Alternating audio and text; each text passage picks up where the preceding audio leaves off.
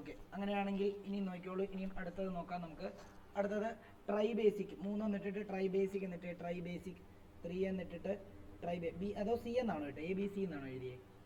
Mono basic A. Okay, അപ്പം C എന്നിട്ടോ. C എന്നിട്ടിട്ട് ട്രൈ ബേസിക് ആസിഡ് എന്ന് എഴുതിക്കും. ട്രൈ ബേസിക് ആസിഡ് എന്ന് എഴുതിക്കും. Tribasic acid.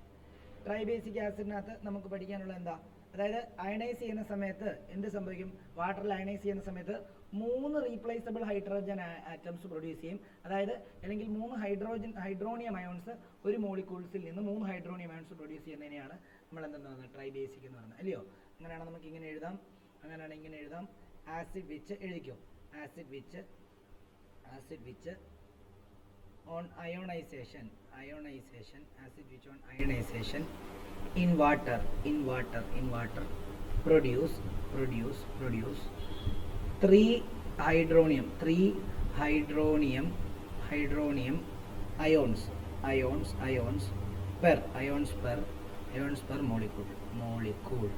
per molecule of the acid.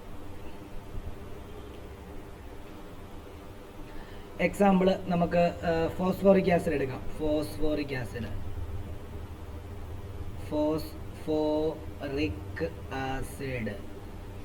ആസിഡിന്റെ formula H3PO4 ആണ്. നേരത്തെ ഹൈപ്പോ ഫോസ്ഫറസ് ആസിഡ് ആയിരുന്നു നേരത്തെ, H3PO3 തൊട്ട് മുമ്പിലത്തെ. ഇത് H3PO4. പിന്നെ അതേപോലെ തന്നെ സിട്രിക് ആസിഡ് മറ്റേ നാരങ്ങയ്ക്കകത്തുള്ള ആസിഡിന്റെ ഫോർമുല നോക്കാം. C3H5O COOH thrice. ഇതാണ്.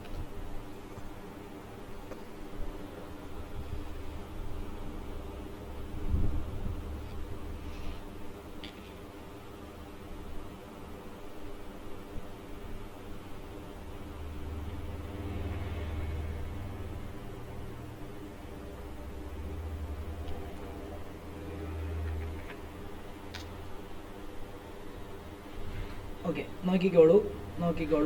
ഇനി നമുക്ക് ഇതിനെ ഒന്ന് അയണൈസ് ചെയ്യാൻ നോക്കാം. അതായത് H3PO4നെ നമുക്കൊന്ന് അയണൈസ് ചെയ്ത് നോക്കാം. H3PO4നെ നമുക്കൊന്ന് അയണൈസ് ചെയ്ത് കഴിഞ്ഞാൽ ആദ്യം എന്താ? വാട്ടറിനകത്ത് അലിയിക്കുമ്പോൾ എന്ത് സംഭവിക്കും? ഇതിനകത്തെ ഒരു ഹൈഡ്രജൻ ഇതുമായിട്ട് ചേർന്നിട്ട് എന്തുണ്ടാവും? എന്തുണ്ടാവും? ഒരു H3O+ അയോണും ബാക്കി എന്താ? H2PO4- അയോണും ഉണ്ടാവും. ശരിയല്ലേ? ഒരെണ്ണം, ഒരു ഹൈഡ്രജനും ഒരു H2O കൊതുണ്ടല്ലോ. ഒരു ഹൈഡ്രജൻ ഒരു വാട്ടർ മോളിക്യൂളായിട്ട് ചേർന്നിട്ടുണ്ടാവും. ബാക്കി വരുന്ന H2PO4- ആണ്. ഇനി എന്താ? ഈ H2PO4- അയോണിനകത്ത് വീണ്ടും ഒരു വാട്ടർ മോളിക്യൂളുമായിട്ട് റിയാക്ട് ചെയ്തിട്ട് ഒരു ഹൈഡ്രജൻ, അത് H2 എന്നതിനകത്ത് 2 ഹൈഡ്രജൻ ഉണ്ട്.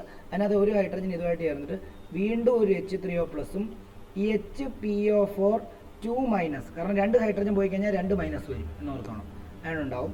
വീണ്ടും ഈ HPO4- അയോണിനകത്ത് വീണ്ടും ഒരു ഹൈഡ്രജൻ ഉണ്ട്. അത് വീണ്ടും ഒരു വാട്ടർ മോളിക്യൂളുമായിട്ട് ചേർന്നിട്ട് മൂന്നാമതൊരു H3O+ അയോൺസും ബാക്കി എന്താണ്? PO4- അയോണും ഉണ്ടാവും. ഇതാണ് ഇവിടുത്തെ പ്രത്യേകത. എഴുതിക്കും.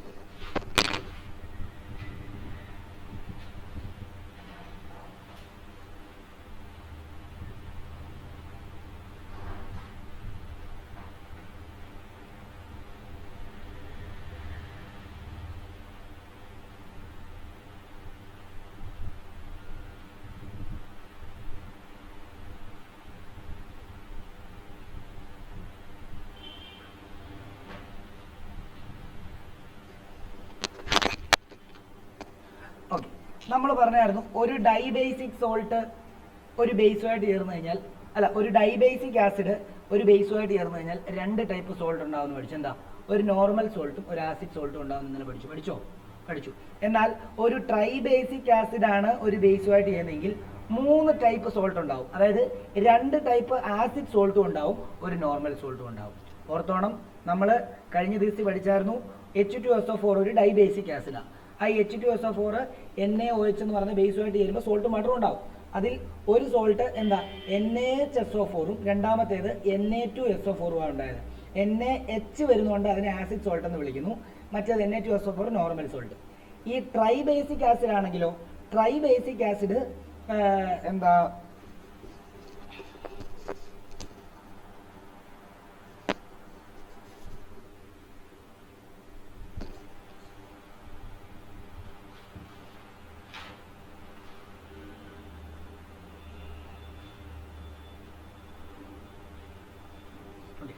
ട്രൈ ബേസിക് ആസിഡ് ഒരു ഏതെങ്കിലും ഒരു ബേസുമായിട്ട് റിയാക്ട് ചെയ്യുമ്പോൾ 3 ടൈപ്പ് സോൾട്ട് ഉണ്ടാവും. അതിൽ 2 എണ്ണം ആസിഡ് സോൾട്ടും 1 എണ്ണം നോർമൽ സോൾട്ടുമാണ്. മറ്റേത് അവിടെ ഒരു ആസിഡ് സോൾട്ടും ഒരു നോർമൽ സോൾട്ടും. അപ്പോൾ അതും നമുക്കൊന്ന് എഴുതിയേക്കാം. ഒരു ഡോട്ട് ഇട്ടിട്ട് എഴുതിക്കോ. Tribasic acid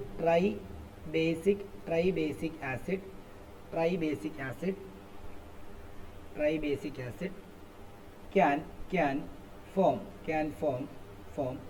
two different acid salt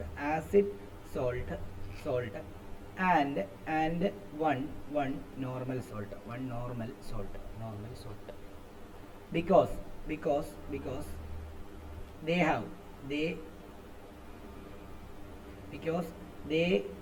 have 3 replaceable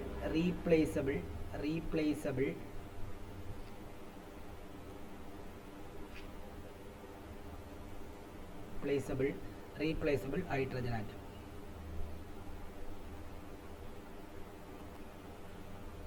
നമുക്കൊരു എക്സാമ്പിൾ എഴുതാം. ഇപ്പം നമ്മുടെ ഒരു എന്താ എടുക്കുന്നത്, ഇപ്പോൾ NaOH എടുക്കുക, ബേസ് പ്ലസ് ഇപ്പോഴത്തെ എന്താ ഫോസ്ഫോറിക് ആസിഡ് H3PO4. ഇത് ട്രൈ ബേസിക്കാണ്. ഇത് റിയാക്ട് ചെയ്യുമ്പോൾ വേണ്ട ഒരു സോൾട്ട് ഉണ്ടാവണമല്ലോ. മൂന്ന് എന്താണ് പോസിബിലിറ്റീസ് ആണ് അവിടെ. 2 ആസിഡ് സോൾട്ടും ഒരു നോർമൽ സോൾട്ടും. അതിൽ ഒന്നാമത്തെ ആസിഡ് സോൾട്ട് വേണ്ട ഇതാണ് NaH2PO4 പ്ലസ് എന്താ വാട്ടർ. ഇവൻ്റെ പേര് മോണോസോഡിയം ഡൈഹൈഡ്രജൻ ഫോസ്ഫേറ്റ്. അതായത് ഇത് ഒരു ബേസാണ്, ഇത് ഒരു ആസിഡാണ്. ഉറപ്പായിട്ടും ഇതൊരു സോൾട്ട് ആയിരിക്കും. പിന്നെ ഇവിടെ വാട്ടറും ഫോം ചെയ്യും. ഇത് ആസിഡ് സോൾട്ടാണ്. പ്രത്യേകം ആസിഡ് സോൾട്ട്. രണ്ടാമത്തെ പോസിബിലിറ്റി എന്താണ്? ഈ NaOH H3PO4ഉമായിട്ട് റിയാക്ട് ചെയ്യുവാണെങ്കിൽ ഇതും ഉണ്ടാവാം, Na2HPO4 ഉണ്ടാവാം. ഇത് ഡൈസോഡിയം ഹൈഡ്രജൻ ഫോസ്ഫേറ്റ്. ഇത് നോക്കിയേ, NaH2PO4 എന്ന് പറഞ്ഞാൽ ഇവിടെ ശ്രദ്ധിച്ചു, Na ഒരെണ്ണമേ ഉള്ളൂ, അതുകൊണ്ടാണ് മോണോ. സോഡിയം, ഹൈഡ്രജൻ 2 എണ്ണം ഉള്ളതുകൊണ്ട് ഡൈഹൈഡ്രജൻ ഫോസ്ഫേറ്റ്. ഇവിടെ എന്താ, സോഡിയം 2 എണ്ണം ഉണ്ട്. അപ്പോൾ ഇവിടെ എന്താ, ഡൈസോഡിയം എന്താ, ഒരു ഹൈഡ്രജനേ ഉള്ളൂ, ഹൈഡ്രജൻ ഫോസ്ഫേറ്റ് എന്ന് എഴുതാം. Hydrogen phosphate.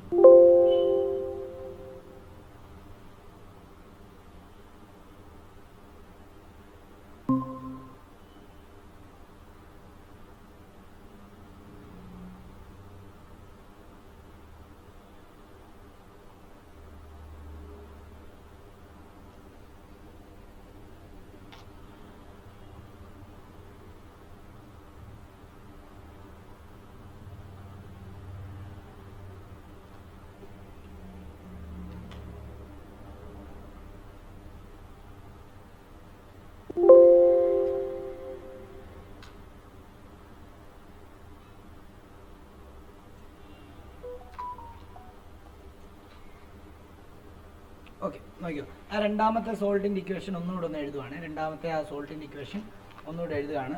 അതായത് NaOH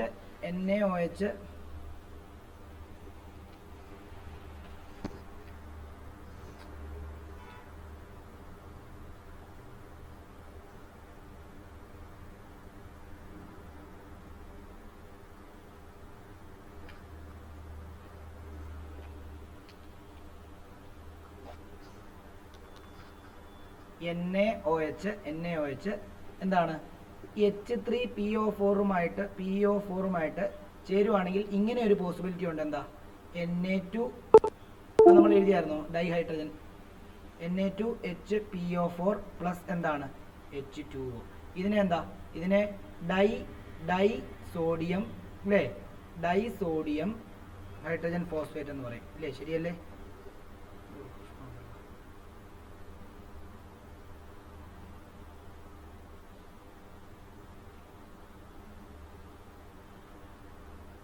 ഡൈസോഡിയം ഹൈഡ്രജൻ ഫോസ്ഫേറ്റ് എന്ന് പറയും. ഓക്കെ, ഇനി മൂന്നാമതൊരു പോസിബിലിറ്റിയും കൂടെ ഉണ്ട്. എന്താ? ഇത് ബാലൻസ് ചെയ്യണേ. ബാലൻസ് ചെയ്യുമ്പോൾ ഇവിടെ 2 കൂടെ വരും, അത്ര ഇട്ടാൽ മതി. പിന്നെ ഇവിടെ വാട്ടറിന് ഒരു 2 വരും. ഓക്കെ, മൂന്നാമതൊരു പോസിബിലിറ്റി എന്ന് പറയുമ്പോൾ എന്താ? NaOH പ്ലസ് H3PO4 ചെയ്ത് കഴിഞ്ഞാൽ എന്തുണ്ടാവും? ഇതുണ്ട്, ഇങ്ങനെയും ഉണ്ടാവും. എന്താ? Normal salt. ഇതിപ്പം ഇതും ഹൈഡ്രജൻ ഉള്ളതുകൊണ്ട് ഇതും ആസിഡ് സോൾട്ട് തന്നെയാണ്. ഇത് ആസിഡ് സോൾട്ട് ആണ്, അത് വേണമെങ്കിൽ അവിടെ മെൻഷൻ ചെയ്യണം. ഇത് ആസിഡ് സോൾട്ട് തന്നെയാണ്. ഓക്കെ ആണല്ലോ. ഇനി അല്ലെങ്കിൽ ഇങ്ങനെ ഉണ്ടാവാം, Na3PO4 ഉണ്ടാവാം. ഇവനെ നമ്മൾ ട്രൈ സോഡിയം ഫോസ്ഫേറ്റ് എന്ന് പറയും. എന്താണ്? ട്രൈ സോഡിയം ഫോസ്ഫേറ്റ് എന്ന് പറയും.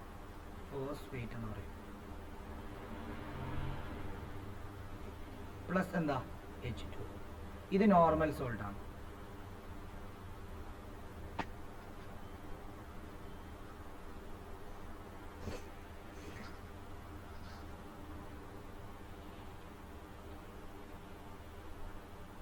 ഇനി ഒരു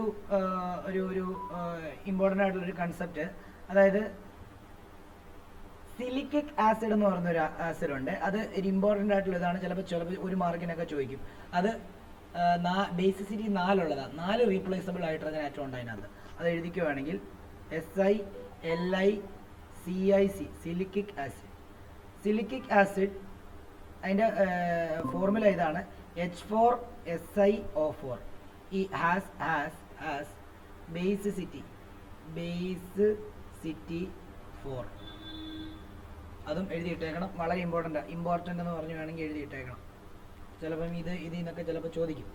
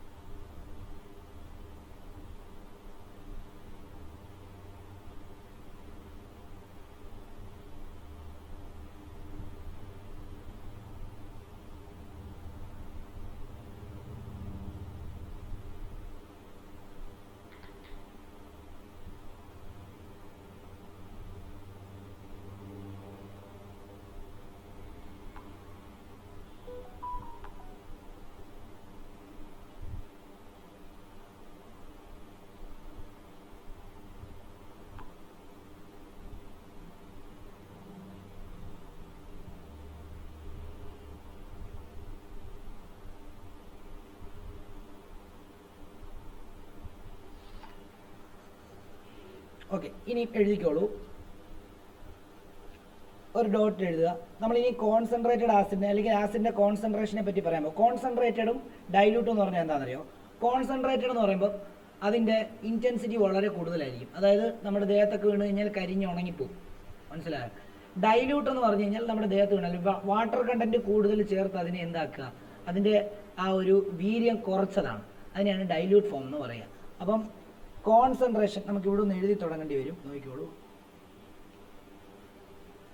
concentration concentration concentration concentration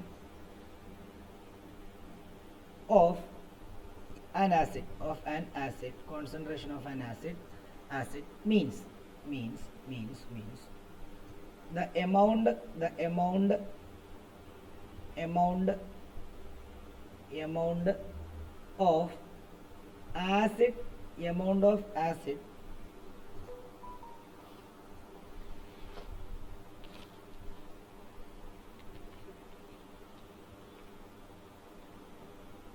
of acid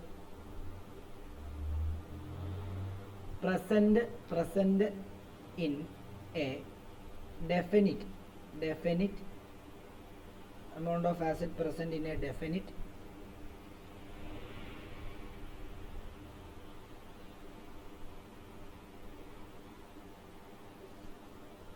amount of its aqueous solution, definite amount of its aqueous solution.